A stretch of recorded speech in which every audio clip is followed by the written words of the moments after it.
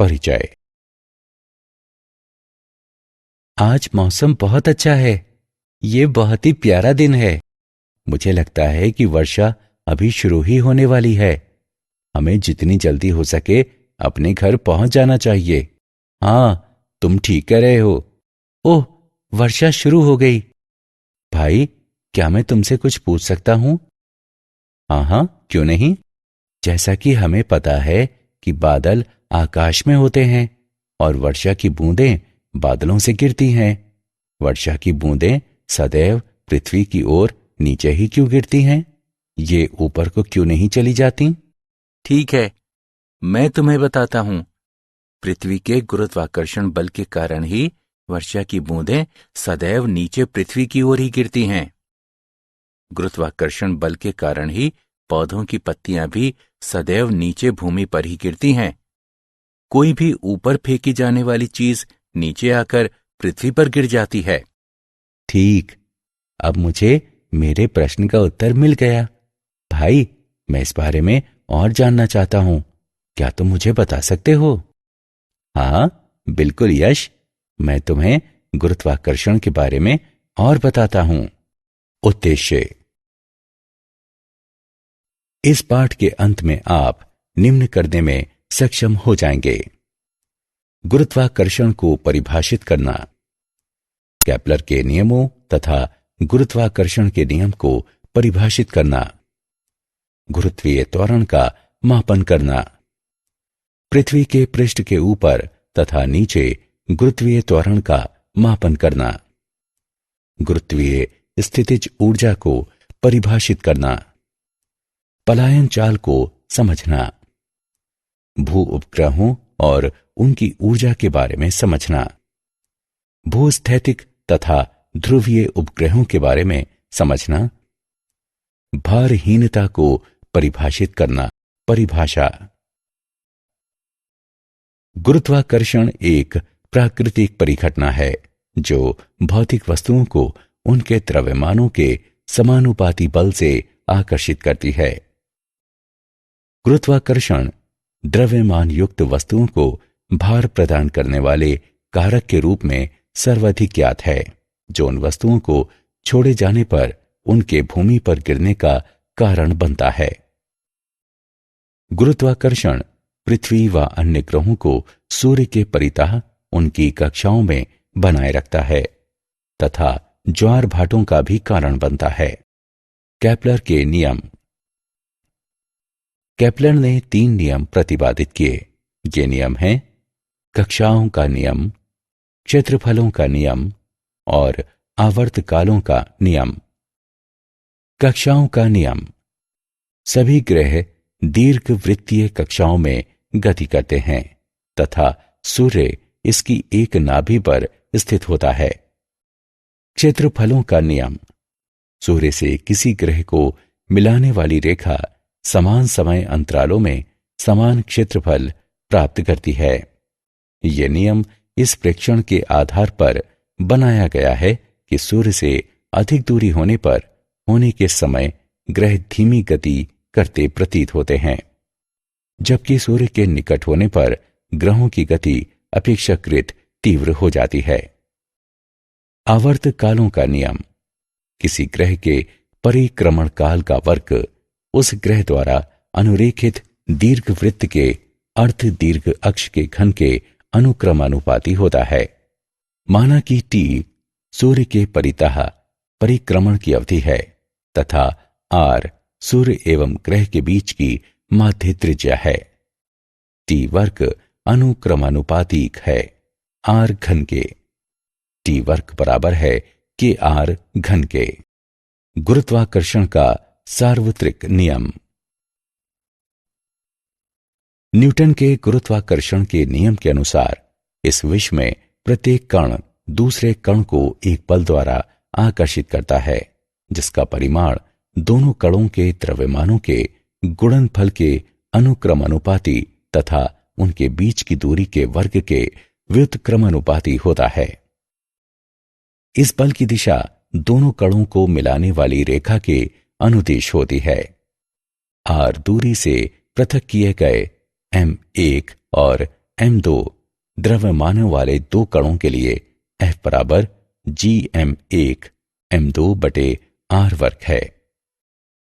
नियतांक g गुरुत्वाकर्षण का सार्वत्रिक नियतांक कहलाता है।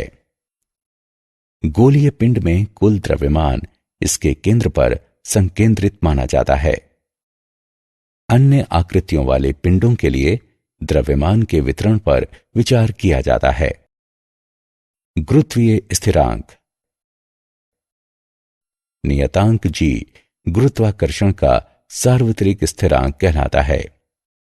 गुरुत्वीय स्थिरांक का सार्वत्रिक मान निम्न द्वारा व्यक्त होता है।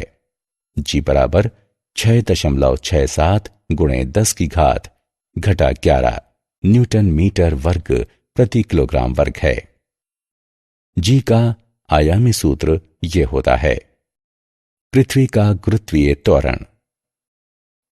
जब एक वस्तु पृथ्वी पर होती है जबकि दूसरी वस्तु इसके पृष्ठ पर या इसके निकट होती है, तो पृथ्वी द्वारा अन्य वस्तु पर लगाया जाने वाला आकर्षण का बल गुरुत्वीय बल कहलाता है। अतः वो बल जिसके द्वारा पृथ्वी किसी वस्तु को अपने केंद्र की ओर आकर्षित करती है, तो ये गुरुत्व कहलाता है। पृथ्वी के पृष्ठ पर रखी m द्रव्यमान की कोई वस्तु एक बल का अनुभव करती है, जिसे निम्न रूप में व्यक्त किया जाता है, जहां me द्रव्यमान तथा re पृथ्वी की त्रिज्या है। गति के नियमों के अनुसार इस बल के कारण वस्तु एक त्वरण g का अनुभव करती है, जो निम्न रूप में व्यक्त किया जाता है। स्मॉल g बराबर कैपिटल G गुणे me बटे re वर्ग। पृथ्वी के पृष्ठ के नीचे तथा ऊपर गुरुत्वीय त्वरण। पृथ्वी के पृष्ठ पर g का मान एक स्थान से दूसरे स्थान पर परिवर्तित होता है, तथा जब हम पृथ्वी के पृष्ठ के ऊपर और नीचे जाते हैं तो भी ये परिवर्तित होता है। ऊंचाई के साथ परिवर्तन। पृथ्वी के पृष्ठ के ऊपर जाने पर g का मान कम हो जाता है। m द्रव्यमान की वस्तु को पृथ्वी के पृष्ठ के ऊपर h ऊंचाई तक उठाने पर गुरुत्वीय त्वरण निम्न होगा। g डैश बराबर g गुणे 1 माइनस 2h बटे r। गहराई के साथ परिवर्तन। जैसे जैसे हम पृथ्वी के पृष्ठ के अंदर जाते हैं, पृथ्वी का अपने केंद्र की ओर वस्तु को आकर्षित करने वाला द्रव्यमान घटता जाता है और इसलिए g का मान निरंतर घटता है। पृथ्वी के पृष्ठ के नीचे h दूरी पर एक वस्तु m के लिए गुरुत्वीय त्वरण निम्न होगा। g डैश बराबर g गुणे 1 माइनस h बटे re। गुरुत्वीय स्थितिज ऊर्जा। गुरुत्वीय क्षेत्र में एक बिंदु पर गुरुत्वीय स्थितिज ऊर्जा एक इकाई द्रव्यमान को अनंत से उस बिंदु पर लाने के लिए किए गए कार्य की मात्रा होती है। जब m द्रव्यमान को अन्य द्रव्यमान m के गुरुत्वीय क्षेत्र में एक स्थिति से अन्य स्थिति में इससे दूर हटाया जाता है, तो m और m के बीच गुरुत्वाकर्षण बल के विरुद्ध बाह्य बल द्वारा कुछ कार्य किया जाता है। किया गया कार्य m द्रव्यमान से इसकी गुरुत्वीय स्थितिज ऊर्जा के रूप में जुड़ जाता है। अतः किसी बिंदु पर m द्रव्यमान की गुरुत्वीय स्थितिज ऊर्जा उस बिंदु पर गुरुत्वीय स्थितिज ऊर्जा तथा m द्रव्यमान के गुणनफल के बराबर होती है। पलायन चाल। क्या हम किसी वस्तु को इतने अधिक आरंभिक वेग से फेंक सकते हैं कि ये वापस पृथ्वी पर ना गिरे? हाँ, यदि हम किसी वस्तु को पलायन चाल से फेंकें तो ये वापस पृथ्वी पर नहीं गिरेगी। पलायन चाल वो न्यूनतम चाल होती है जिससे पृथ्वी के पृष्ठ से प्रक्षेपित की गई कोई वस्तु पृथ्वी के गुरुत्वीय क्षेत्र से बाहर निकल जाती है। पृथ्वी के लिए पलायन चाल v बराबर 11.2 किलोमीटर प्रति सेकंड है।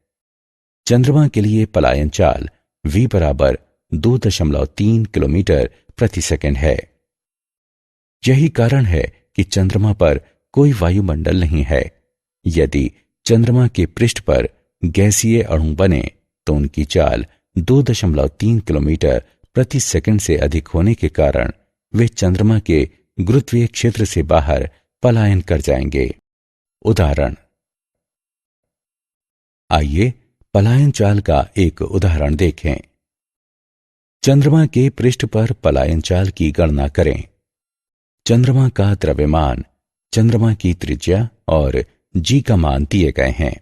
आइए इसका हल देखें। दिया है चंद्रमा की त्रिज्या r बराबर 1.7 गुणे 10 की घात 6 मीटर।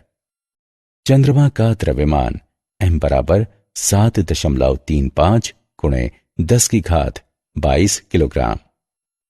पलायन चाल बराबर √2gr। g का मान रखने पर हम पाते हैं कि पलायन चाल बराबर √2gm/r। मानों को प्रतिस्थापित करने पर हम पाते हैं कि पलायन चाल बराबर 2.4 गुणे 10 की घात 3 मीटर प्रति सेकंड। भू उपग्रह। भू उपग्रह वे वस्तुएं हैं जो पृथ्वी के परितः परिक्रमा करती हैं। इनकी गति ग्रहों की सूर्य के परितः गतियों के बहुत समान होती हैं और इसलिए केपलर के ग्रहीय गतियों के नियम इन पर भी समान रूप से लागू होते हैं। पृथ्वी के परितः प्रत्येक उपग्रह की कक्षा या तो वृत्तीय होती है या दीर्घवृत्तीय। चंद्रमा पृथ्वी का एकमात्र प्राकृतिक उपग्रह है जिसकी कक्षा लगभग वृत्तीय है और जिसका आवर्तकाल लगभग 27.3 दिनों का है। कृत्रिम उपग्रह ऐसी वस्तु होती है जो कक्षा में मानवीय प्रयास से स्थापित की जाती है। कृत्रिम उपग्रहों के निम्न उपयोग हैं। ऊपरी वायुमंडल का अध्ययन करना, मौसम का पूर्वानुमान करना, अंतरिक्षीय विकिरण और सौर विकिरणों का अध्ययन करना, पृथ्वी की आकृति का अध्ययन करना तथा पृथ्वी की ऊपरी परत में खनिज पदार्थों और जल की उपस्थिति की खोज करना, उल्का पिंडों का अध्ययन करना और रेडियो, टेलीविजन तथा टेलीफोन के सिग्नलों को प्राप्त और संप्रेषित करना। एक कक्षीय उपग्रह की ऊर्जा। वृत्तीय कक्षा में पृथ्वी का चक्कर काटने वाले उपग्रह में गतिज तथा स्थितिज ऊर्जा होती है। चूंकि ये पृथ्वी के गुरुत्वीय क्षेत्र में होता है इसलिए इसकी स्थितिज ऊर्जा U बराबर -GMEM/RE होती है, जहां M उपग्रह का द्रव्यमान है। उपग्रह की गतिज ऊर्जा K बराबर 1/2 mv0 वर्ग होती है, जहां v0 कक्षा में इसकी चाल है। वृत्तीय गति के लिए आवश्यक अभिकेंद्रीय बल गुरुत्वाकर्षण द्वारा प्रदान किया जाता है। उपग्रह की गतिज ऊर्जा K उपग्रह की कुल ऊर्जा बराबर गतिज ऊर्जा प्लस स्थितिज ऊर्जा। गणना करने पर हम पाते हैं कि कुल ऊर्जा बराबर -1/2 GMEM/RE। क्योंकि उपग्रह की कुल ऊर्जा ऋणात्मक होती है इसलिए ये पृथ्वी के परितः घूमता रहता है। उपग्रह के पृथ्वी के गुरुत्वाकर्षण से पलायन कर जाने के लिए इसकी कुल ऊर्जा 1/2 GMEM/RE होनी चाहिए, जिससे इसकी कुल ऊर्जा 0 हो जाती है। ये ऊर्जा उपग्रह की बंधन ऊर्जा कहलाती है। तुल्यकाली, भूस्थैतिक तथा ध्रुवीय उपग्रह।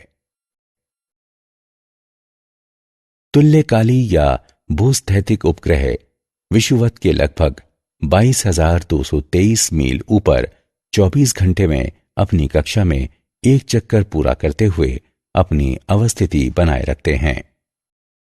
एक ही क्षेत्र का विस्तृत पट्टी दृश्य मौसम वैज्ञानिकों को मौसम के प्रतिमानों की निगरानी करने, विश्लेषण करने और भविष्यवाणी करने में सहायता प्रदान करता है। हालांकि पृथ्वी के वायुमंडल को पूरी तरह से समझने के लिए संपूर्ण ग्रह की निगरानी की जानी आवश्यक होती है। ध्रुवीय उपग्रह ऐसे उपग्रह होते हैं जो उत्तरी और दक्षिणी ध्रुवों से गुजरती उत्तर दक्षिण कक्षा में पृथ्वी के परितः चक्कर लगाते हैं। ध्रुवीय उपग्रह विषुवत को एक दिन में कई बार पार करते हैं। ध्रुवीय उपग्रहों के एक युग्म का उपयोग करने से यह सुनिश्चित हो जाता है कि पृथ्वी के किसी भी भाग का मापन 6 घंटे से अधिक पुराना नहीं है। अवलोकित किया जाने वाला क्षेत्र संकीर्ण रहता है, लेकिन ये अत्यंत लाभकारी होता है। मूल्यांकन। आगे बढ़ने से पहले आइए देखें कि आपने अभी तक कितना सीखा। सही विकल्प को उठाकर उसके संगत स्थान पर रखें। भारहीनता। हम जिस तल पर खड़े होते हैं उस पर अपने पैरों के द्वारा लगाया जाने वाला प्रतिक्रियात्मक बल के कारण भार का अनुभव करते हैं। यदि जिस तल पर हम खड़े हों वह तल समान त्वरण से गतिमान हो जाए तो हमारे द्वारा अनुभव किया जाने वाला भार भिन्न होगा। किसी लिफ्ट में नीचे आते समय हम सभी ऐसा ही अनुभव करते हैं। हालांकि यदि किसी नीचे आती लिफ्ट की रस्सियां टूट जाएं, तो ये गुरुत्वीय बल के प्रभाव में स्वतंत्रतापूर्वक नीचे गिरेगी और लिफ्ट के प्लेटफॉर्म पर खड़े होने के दौरान हम किसी प्रतिक्रियात्मक बल का अनुभव नहीं करेंगे। अतः हम अनुभव करेंगे कि हमारा भार शून्य हो गया है, या दूसरे शब्दों में हम भारहीनता का अनुभव करेंगे। किसी उपग्रह के अंदर बैठे व्यक्ति के लिए भी ऐसे ही स्थिति होती है। कृत्रिम उपग्रह स्वतंत्रतापूर्वक गिरती वस्तुओं के समान होते हैं। क्या आप जानते हैं? केपलर जोहान्नेस को ग्रहीय गति के 3 नियमों की खोज के लिए जाना जाता है, जो टाइको ब्रेहे और उनके सहयोगियों द्वारा बहुत परिश्रम पूर्वक किए गए प्रेक्षणों पर आधारित हैं। ये नियम सौर मंडल की व्यवस्था का वर्णन करते हैं। गुरुत्वीय बल अंतःक्षेपी माध्यम की प्रकृति से स्वतंत्र होता है। ये अन्य वस्तुओं की उपस्थिति या अनुपस्थिति से भी स्वतंत्र होता है। 2 वस्तुओं के बीच गुरुत्वाकर्षण बल शून्य हो सकता है यदि दोनों वस्तुओं के बीच पृथक्कन अनंत कर दिया जाए। पलायन वेग वस्तु के द्रव्यमान तथा पृथ्वी या किसी अन्य ग्रह से उसके प्रक्षेपण की दिशा से स्वतंत्र होता है। सारांश। आइए हमने जो कुछ सीखा है उसे संक्षेप में दोहराएं।